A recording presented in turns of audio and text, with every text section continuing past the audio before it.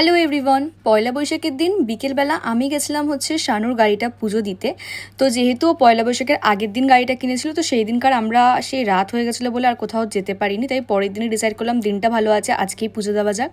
কদিন ধরে ভ্লগ আসছে না, কারণ একটু ব্যস্ততার মাঝখানে আমি এত ব্র্যান্ডের কাজ নিয়ে ফেলেছি, সেগুলো করতে করতে ব্লগিং করতে পারছিলাম না। তো আমরা এখান দিয়ে পুজো দিয়ে গেছিলাম একটু পাটুলিতে, ওখান দিয়ে ঘুরে আমি বাড়ি চলে আসি। সেদিনকার কোথাও যাই না। তার ঠিক দুদিন পরেই ছিল হচ্ছে মামন্দির জন্মদিন। তো শানু সেদিনকার আমাদের বাড়িতে এসেছিলো, তাই জন্য ও বললো চ কেক নিয়ে মামন্দির বাড়িতে যাওয়া যাক।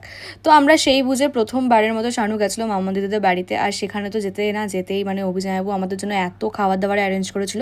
সীমাদিও এসেছিলো, বিনাদিও আসার কথা ছিল, কিন্তু বিনাদি একটু লেটে এসেছিলো।